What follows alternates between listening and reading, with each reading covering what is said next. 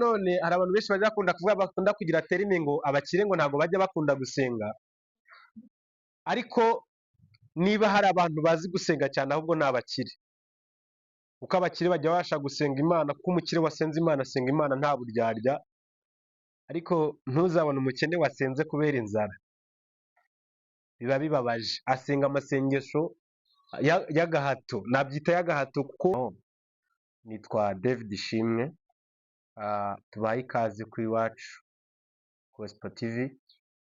Nk'ibisanzwe mumenyereye ko tubaha ibiganiro bya buri munsi. Uyu munsi twaje kugira ngo tuganire ku ijambo ry'Imana. Ijambo ry'Imana twahaye umutwe witwa ubuzima buhindutse. Hari ukuntu umuntu yashobora kuba yibaza ngo ubuzima buhindutse ni ubuzima bumeze bute? Ni igihe umuntu yahindutse koko mu mivugire, mu myitwarire, agahinduka. Nicyo bishatse kuvuga. Mu ijambo ry'Imana dusanga mu Migani ibice 6 umurongo wa mbere haravuga ngo mwana wanjye, niba wishingiye umuturanyi wawe cyangwa ukarahira ko wishingiye umunyamahanga, kabiri uba ufashwe n'indahiro warahiye, ukaba uboshywe n'amagambo y'ururimi rwawe. Bishatse kuvuga ngo ubuzima buhindutse, kugira ubuzima buhindutse muri Kristo Yesu, ni igihe ikintu cyose watekereje gukora wowe ubwawe ukarahira ko uzagikora, ugomba kugikora nk'uko wabivuze, nk'uko wabisezeranye. Ni ijambo ry'Imana benshi tumenyereye, ariko ryo riravuga ngo mwana wanjye, niwishingira umuturanyi wawe cyangwa se umunyamahanga, uba ufashwe n'indahiro y'ururimi rwawe, uboshywe n'amagambo y'akanwa kawe. Bishatse kuvuga iki? Ubuzima buhindutse muri Kristo ni igihe uzitwararika, igihe cyose uzitwararika ukabona ko gukora icyaha atari byiza, watekereza gukora ikintu kibi cyose ukumva ko nyine ugiye guhemukira Imana. Amen. Nibwo buzima buhindutse, nicyo bita kugira ubuzima buhindutse muri Kristo Yesu. Umurongo wa 3 turavuga ngo noneho mwana wanjye, genza utya kandi wikize, ubwo waguye mu maboko y'umuturanyi wawe, genda wicishe bugufi, wicishe bugufi umwinginge. 4 ntureke amaso yawe agoheka, ntuhunikire. Bishatse kuvuga ngo ntuhunikire cyangwa se nturangare. Mu buryo bw'umwuka guhunikira ni ukurangara, ni uguha icyuho Satani cyagiye ubona ko nyine ibintu byose ntacyo bitwaye, hari uba wahaye umwanzi icyuho, uba uri guhunikira. Ngo ntuhunikire, umwikubite imbere umwinginge. Nibwo buzima buhindutse muri Kristo Yesu dukwiye kubamo nk'abakristo, umwikubite imbere. Umukristo nyawe uhindutse, iyo yakoze icyaha umutima uramurya, iyo ababaje mugenzi we umutima uramurya. Gerageza kugira ubuzima buhindutse muri Kristo Yesu. Amen. Hari abantu benshi bajya bibaza ngo ese ibi wabishobora gute? Ijambo ry'Imana riratubwira ngo, umurongo wa 5 uratubwira ngo ikize nk'isirabo iva mu maboko y'umurashi y'umuhigi, nk'inyoni iva mu kuboko k'umutezi. 6 turavuga ngo iby'ubute, wa munyabute we, sanga ikimonyo witegereze uko kigenza, kandi ugire ubwenge. Bishatse kuvuga ngo dukwiye kugira ubwenge mu bintu byose dukora. Iyo umuntu ari mu kibazo runaka cyangwa se ari mu kigeragezo, hari abantu benshi bakunda gucika intege, akumva ko ubuzima bwe bwarangiye, ariko ijambo ry'Imana avuga ngo nukosa ugakosereza umuturanyi wawe, ntusinzire ngo uhunikire, umwikubite imbere, umusabe imbabazi, umwinginge. Amen. Niko se wo mu ijuru ashaka ko tumera. Hari abantu benshi bashobora kuvuga ngo ese ngo gute, ngo ntashobora kuba, hari ukuntu abantu tujya tugira ubute, ukumva ko kuba wakoze icyaha nta kindi kintu ushobora kuba wakora, ariko buriya byiza, iyo waguye mu cyaha ushobora kwinginga Imana ikakubabarira, ukagira ubuzima buhindutse. ikimonyo twasomye ku murongo wa gatandatu,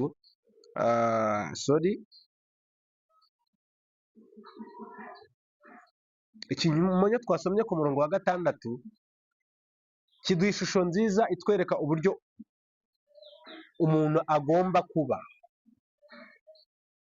Uzasinzira ryari? Uzasinzira ugeze ryari wa munyabitotsi we? Kanguka ukore umurimo waguhamagaye hakiri ku manywa. Umurongo wa kabiri bavuga ngo ntikigira umutware cyangwa igisonga cyangwa shebuja. Mu by'ukuri inyamaswa y'ikimonyo ni agasimba gato cyane buri wese yanyura agakandagira, ni agasimba gaciriritse cyane, ariko ijambo ry'Imana riratubwiye ngo ntabwo kigira shebuja, ntikigira umutware, ariko cyo ubwacyo cyishakira ibigitunga. Kugira ubuzima buhindutse muri Kristo Yesu ni igihe uzasenga Imana mu bihe bigoye, mu bihe by'uruvugo, mu bihe byo kubyara, mu bihe byo gupfusha, mu bihe by'ubukene, ugasenga Imana ikabasha kubana nawe.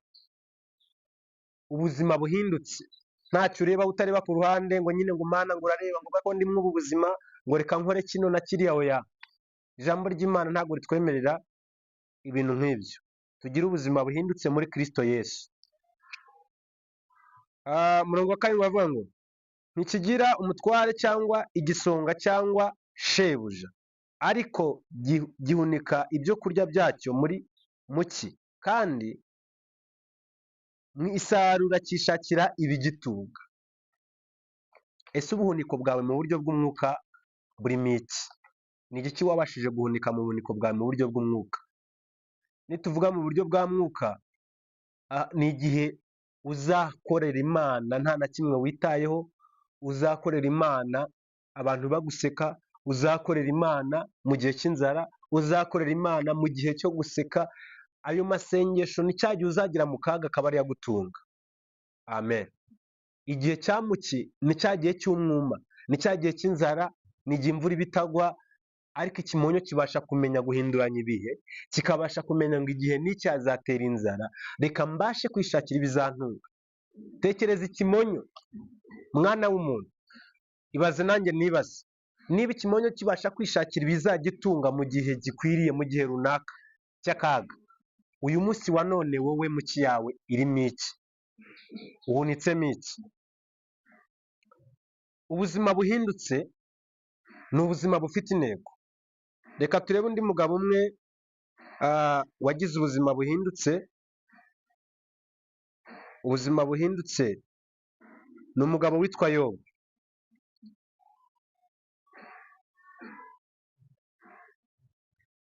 Nuko reka turebe undi mugabo wabaye mu buzima buhindutse, yitwa Yobu. Reka dusome mu izina rya Yesu. Gatoya. Umutwe w'amagambo aravuga ngo uburyo Yobu yari akomeye kandi ari umukiranutsi. Mu gihugu cya Usi hari umuntu witwaga Yobu, kandi uwo Yobu yari umukiranutsi utunganye, wubahaga Imana akirinda ibibi. Nuko abyara abahungu 7 n'abakobwa 3, kandi yari atunze intama 7,000 n'ingamiya 3,000 n'amapfizi 1,000 yo guhinga, n'indogobe z'ingore 500 n'abagaragu benshi cyane. Uwo muntu yari akomeye kuruta abantu bose b'iburasirazuba. Amen. Uyu mugabo Yobu yabayeho mu buzima bufite intego kandi abaho mu buzima buhindutse. Yobu yabayeho mu buzima buhindutse, yigarurira Imana, ntiyigeze areba ku ruhande cyangwa ngo agire ikindi kintu kimurangaza. Uyu mukiranutsi w'Imana Yobu yakoreye Imana mu gihe cye, yari akomeye. Muri iyi minsi ya none hari abantu benshi bakunda kugira terime ngo abakire ngo ntabwo bajya bakunda gusenga, ariko niba hari abantu bazi gusenga cyane ahubwo ni abakire, kuko abakire bajya babasha gusenga Imana, kuko umukire wasenze Imana asenga Imana nta buryarya, ariko ntuzabone umukene wasenze kubera inzara, biba bibabaje. Asenga amasengesho y'agahato, nabyita y'agahato kuko hari ikiri kumusunikira mu gusenga, kuko hari icyo akeneye muri aka kanya, agasenga kubera inzara. Ariko umukire wabashije kwegera Imana agasenga Imana ayirundurira mu by'ukuri. Uwo mugabo yari akomeye, Bibiliya itubwira ko yari atunze cyane kandi yari afite abagaragu benshi. Ariko igitangaje, uyu mugabo yari abayeho mu buzima buhindutse, ntiyigeze yemera gukora icyaha na rimwe, yahoraga ari mu buzima buhindutse bwo kwitwararika, agahora abwira abana bati, bana banjye mureke tujye gusenga Uwiteka Imana, twihane dutambe ibitambo by'Imana, ahari mwaba mwakoze icyaha mukagomera Uwiteka. Yari ari mu buzima buhindutse. Imana yitegereje uyu mugaragu w'Imana Yobu, isanga niwe utunganye mu gihugu cya Usi, isanga ni umuntu ukomeye. Ariko ikintu gitangaje gikomeye, twihuse cyane aya magambo yose ntabwo twayasoma, ngo nuko ku murongo wa 7 aravuga ngo Uwiteka abaza Satani ati, uturutse he? Nuko Satani asubiza Uwiteka ati, mvuye gutambagira isi no kuyizereramo. Uwiteka arongera abaza Satani ati, mbese witegereje umugaragu wanjye Yobu, yuko ari ntawe uhwanye nawe mu isi, ko ari umukiranutsi utunganye, wubaha Imana akirinda ibibi? Haleluya. Iri jambo wowe udukurikiye kuri YouTube channel Gospel Iwacu TV rigufashe. Umugaragu w'Imana Yobu yari umuntu ukiranutse utunganye. Ese uri mu buzima buhindutse? Uri mu buzima buhindutse ku buryo Imana ije muri aka kanya yabona kuri mu buzima buhindutse? Oya, wisenga kugira ngo kanaka kubone, wigerageza kwiyambika ishusho utambaye kugira ngo buri wese abone ko uri umukiranutsi, ahubwo kora kugira ngo Imana ikubone. Mu by'ukuri Yobu hari abandi batunzi benshi bari bahari, bari bamuzi nk'umukire, baramwubahaga, ariko ntigeze yishyira hejuru, yagomeje kubaha Imana, aba mu buzima buhindutse. Igitangaje gikomeye Yobu yakoze, niwe muntu mu isi iburasirazuba, niwe muntu wubahaga Imana. Ngo nuko Imana ibaza Satani iti, ese witegereje umugaragu wanjye Yobu, ko ari umukiranutsi utunganye, wubaha Imana akirinda ibibi? Uyu munsi wa none turi kuganira ku ijambo ry'Imana, ubuzima buhindutse. Kadusome ku murongo waho wa 8. Uwiteka arongera abaza Satani ati, mbese witegereje umugaragu wanjye Yobu, yuko ari ntawe uhwanye nawe? Umurongo wa 9. Maze Satani asubiza Uwiteka ati, ariko se ugira ngo Yobu yubahira Imana ubusa? Ndagira ngo nkubwire mu by'ukuri koko ntabwo Yobu yubahiraga Imana ubusa, hari impamvu yayubahaga. Ariko Satani yabitwaye mu bundi buryo, amurega ubutunzi. Aramurega aravuga ati, Imana, impamvu Yobu kubaha, wamuhaye ubutunzi, wamuhaye ubutunzi, nyemerera urambure ukuboko kwawe ukore ku byo atunze byose, arakwihakanira imbere yawe. Ariko dukwiye kuba mu buzima buhindutse rwose. Yobu aragomeza yubaha Imana mu gihe cye, Yobu aragomeza yubaha Imana mu gihe cye, Imana imuha umugisha. Umurongo wa 10. Ntiwagiye umurinda we n'inzu ye. Umva Satani atangiye kurega Yobu, kubera ko Yobu yubashye Imana, abayeho mu buzima buhindutse. Niyo mpamvu uzasanga abantu bagerageza. Iyo umuntu ari mu buzima buhindutse aragerageza, inzara ntimutinya, ahura n'ibigeragezo byinshi bikomeye, ahura n'intambara z'urudaca, ariko ndagira ngo nkubwire ngo Imana ni byose. Iyo ubaye mu buzima buhindutse, ijya ibasha gutanga ibitambuko bwawe. Umurongo wa 10 nuko ntiwagiye umurinda we n'inzu ye, ibyo atunze byose wahiriye umurimo w'amaboko ye, n'amatungo ye agwiriye mu gihugu. Bivuze ngo uyu mugabo yari umuntu ukomeye, yari umuntu ufite amafaranga menshi, yari akomeye cyane, ariko Imana yagiye imurinda mu buryo butandukanye bwinshi. Uyu Yobu yari afite amafaranga, yari afite abatunzi, yari afite abagaragu, ariko Imana igenda imurinda we n'umuryango we, irinda n'ibyo atunze byose. Hanyuma Satani abona ikirego cyo kujya kurega ku Mana, avuga ko Yobu ati, wagiye umuhira umurimo w'amaboko yiwe, wagiye umugirira neza, waramutunganishije, nyemerera umuhindure umukene muri aka kanya, arakwihakana. ndagira ngo nkubwire ngo iyo ufite ubuzima bufite intego buhindutse, ntabwo Satani ajya abasha kukujyana muri bya bindi by'isi tuzi, ntabwo ajya abasha kugutsimbura. Ubuzima buhindutse cyangwa se bufite intego ni igihe uzabaho mu bibi no mu byiza, nk'uko nagomeje kubibabwira ko mu buzima buhindutse. Ntabwo umuntu aba mu buzima buhindutse kubera ko akize gusa mengda. Umuntu aba mu buzima buhindutse kubera ko hari icyo Imana yakoze ku buzima bwawe. Ubuzima buhindutse, waba urwaye waba uri muzima. Reka dukomeze kugira ngo twumve, ese kuki Yobu yakomeje kwinangira ku Mana? Ese byatwaye iki Yobu kubera kwinangira ku Mana? Kadusimbuke tugere ku murongo wa 11. Ariko rambura ukuboko kwawe ukore ku byo atunze byose, nawe arakwihakana ari imbere yawe. Amen. Uyu mugaragu w'Imana Yobu, benshi bari bazi ko agiye kwihakana Imana. Satani nawe niko yabitekereza. Ariko nagira ngo nkubwire ngo umuntu uri mu buzima buhindutse ajya abasha guca mu bikomeye. Bya bindi tubona ko bidafite epfo na ruguru, tubona ko byanze, ajya abasha kubicamo yemwe. Amen. Ndagira ngo ngutangarize uyu munsi wa none, niba ufite ikigeragezo kigukomereye, uyu munsi ukaba uri kugeragezwa nka Yobu. Ndabizi nta wagera ku bwa Yobu, nta na kimwe cya kabiri, nta muntu wageragezwa nka Yobu. Ariko nubwo wabasha kuba wageragezwa nka Yobu, ndagira ngo ngutangarize ngo hari ijwi ry'ihumure. Mwami wawe aragukunda. Imana yemera gutanga ingabo zayo ku bwawe kugira ngo ukunde ubeho mwene data. Reka kwiheba we wari ugiye kwiyahura, reka kwiheba we wari ufite ibibazo, Imana byose irabizi.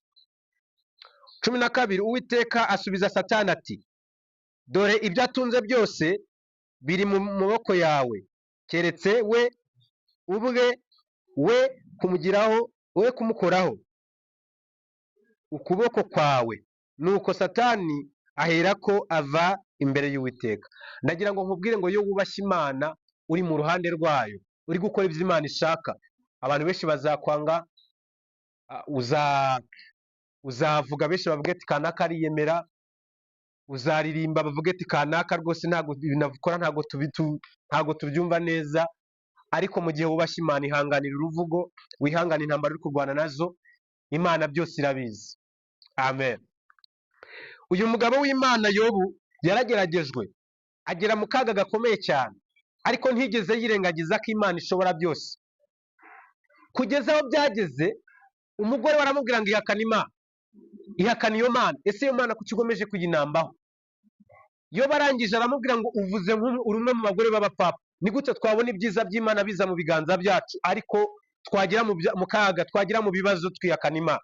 Mwene data, ntuzigire wihakana Imana kubera ko ibyo utunze byose byagiye.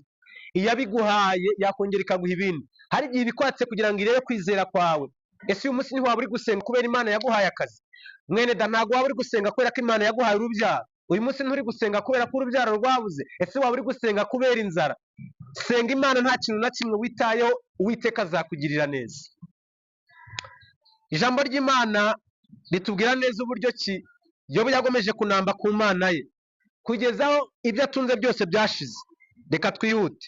Maze umunsi umwe, uri umurongo wa 13, abagaragu be n'abakobwa be basangiraga banywera vino mu nzu ya mukuru wabo. Nuko haza imbitsi kuri Yobu iti, amapfizi yahingaga n'indogobe zarishaga iruhande rwayo, maze abasheba babyisutsemo barabinyaga, ndetse bishe abagaragu n'inkota. Ni njye warokotse njyenyine wo kukubikira ibi. Kubera ko Yobu yizeye Imana, agahagarara mu gihe cye, agakorera Imana mu gihe cye, Satani yaramugerageje. Amen. Satani yaramugerageje kugeza aho ajya mu ndogobe ze, ajya mu bagaragu be, arabica. Ibi nta kindi Imana yabyemeye, yagira ngo irebe kwizera kwa Yobu. Uyu munsi ufite kwizera kungana iki? Kadukomeze ku murongo wa 15, sorry. Maze abasheba babyisukamo barabinyaga, ndetse bicishije abagaragu inkota. Ni njye warokotse jyenyine wo kubikubikira. Umva inkuru y'akababa.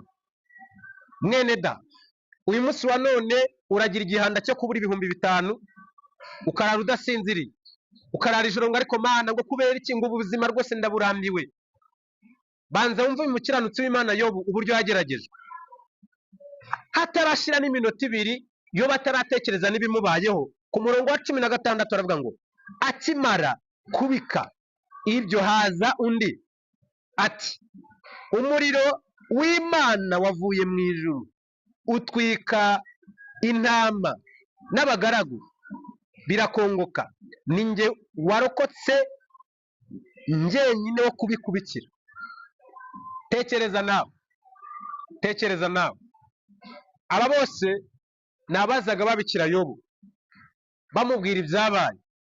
Kubera igihe dufite, reka ijambo ry'Imana ry'uyu munsi turigarukiriza ahangaha. Ubutaha tuzasubukura tureba ese Yobu yakoze iki, ese Yobu yakomeje kwizera Imana. Nitwe Shimwe David, ndabakunda. Ciao ciao.